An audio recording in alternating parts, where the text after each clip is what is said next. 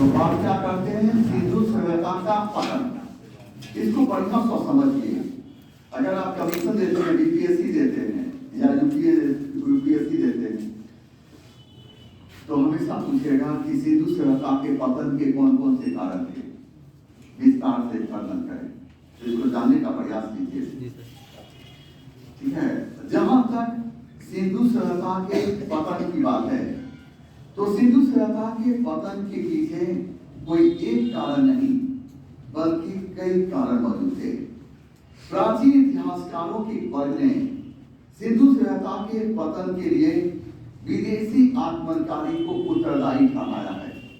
प्राचीन इतिहासकारों के वर्ग ने सिंधु सभ्यता के पतन के लिए विदेशी आक्रमणकारी को उत्तरदायी इसलिए ठहराया है क्योंकि मोहनजोदड़ो से मानव नरकंकाल के ढेर ही ढेर मिले हैं। तो मोहनजोदड़ो से प्राप्त मानव नरकंकाल के ढेर को देखकर प्राचीन इतिहासकारों के वर्ग का मानना है शायद सिंधु सभ्यता का पतन विदेशी आक्रमणकारी के द्वारा कर दी गई। लेकिन आधुनिक समय में आधुनिक विद्वान इस बात को नहीं मानते।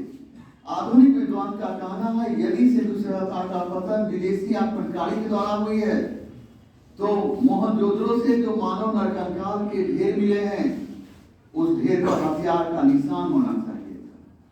तो मोहनजोदड़ो से प्राप्त मानव नरकंकाल के ढेर पर हथियार का निशान नहीं मिलता। तब प्रश्न उभरता है ये निशान किस तरह के लोगों का है।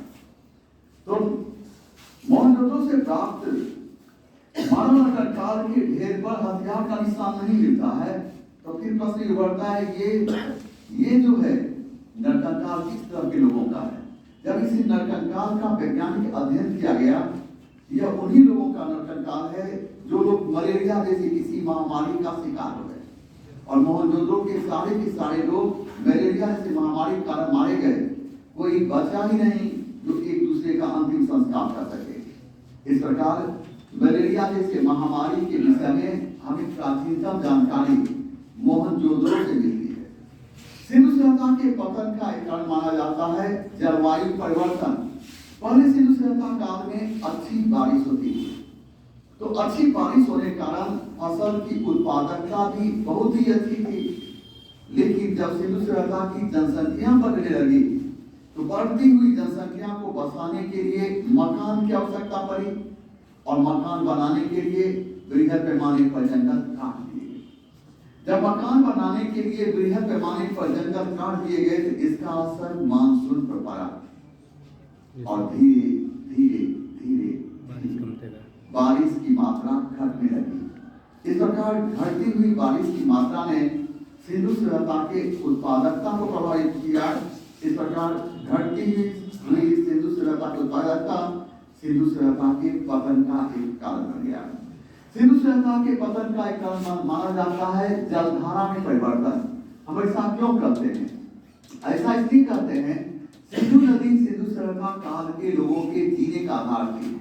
सिंधु नदी में पानी थी तो लोगों को पीने के लिए पानी मिल जाती। सिंधु नदी में पानी थी तो आसपास के कृषि के सिंचाई के लिए भी पानी मिल जाती थी, और सिंधु नदी में पानी थी तो यह यातायात का साधन हुआ करती थी। लेकिन किसी कारणवश यह सिंधु नदी अपना मार्ग बदल दी, यानी सिंधु नदी का पानी कहीं और चला गया।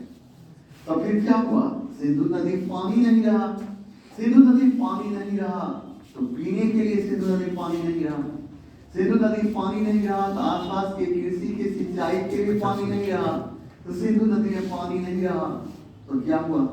तो सिंधु नदी पानी नहीं रहा, इससे क्या हुआ? यातायात भी प्रभावित। इस प्रकार जलधारा परिवर्तन सिंधु सभ्यता के पतन का एक कारण माना जाता है। सिंधु सभ्यता के पतन का कारण माना क्या जाता है? सिंधु सभ्यता के पतन का कारण माना जाता है अग्निकांड। ऐसा क्यों करते हैं? ऐसा इसलिए करते हैं, दक्षिणी बलूचिस्तान के उत्खनन से जली हुई चीजों की मोटी सतह मिली। जली हुई चीजों की मोटी सतह को देखकर ऐसा लगता है शायद इस जगह का पतन अग्निकांड के कारण हुई थी। तो सिंधु सभ्यता के पतन का एक कारण माना जाता है बाढ़। बाढ़ ऐसा इसलिए कहा जाता है कि सिंधु सभ्यता काल में जो भी मकान बनाए जाते थे, काफी ऊंचे ऊंचे जगह पर मकान बनाए जाते थे। इतने ऊंचे जगह पर मकान बनाने की आवश्यकता क्यों थी? कहीं न कहीं सिंधु सभ्यता काल के लोगों को बाढ़ का डर आता था। सिंधु सभ्यता के पतन का कारण माना जाता है प्रशासनिक कमजोरी। सिंधु सभ्यता की प्रमुख विशेषता वहां की नगर निर्माण योजना थी और सिंधु सभ्यता की नगर निर्माण योजना की जिंदगी तब तक चलती रही जब तक कि वहां की प्रशासनिक व्यवस्था मजबूत रही। लेकिन जब सिंधु सभ्यता की प्रशासनिक व्यवस्था कमजोर हो गई तो सिंधु सभ्यता काल के लोगों की नगर निर्माण योजना की जो जिंदगी थी उसकी सांसें रुक गई। तो सिंधु सभ्यता के पतन का एक कारण माना जाता है आर्थिक पतन। हम ऐसा क्यों कहते हैं? हम ऐसा इसलिए कहते हैं सिंधु सभ्यता काल के लोगों के आर्थिक जीवन का आधार व्यापार थी और ये व्यापार वस्तु विनिमय प्रणाली पर आधारित थी। वस्तु विनिमय प्रणाली इसलिए आधारित थी क्योंकि उसमें रुपया पैसा प्रचलन नहीं थे।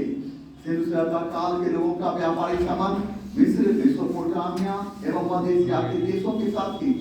जब मिस्र, मेसोपोटामिया एवं मध्य एशिया के देश में राजनीतिक परिवर्तन हुई तो इन देशों के साथ सिंधु सभ्यता के जो व्यापारिक संबंध थे वह टूट गए। तो फिर हम कह सकते हैं जिस सभ्यता के जीने का आधार व्यापार हो उसके टूटते ही उस सभ्यता की जिंदगी को बचा पाना संभव नहीं था। इस प्रकार सिंधु सभ्यता के पतन के पीछे कोई एक नहीं बल्कि कई कारण मौजूद थे। सारे कारणों ने मिलकर सिंधु सभ्यता का नाश कर दिया। तो यह भी कहा जा सकता सिंधु सभ्यता के अलग अलग नगरों का पतन अलग अलग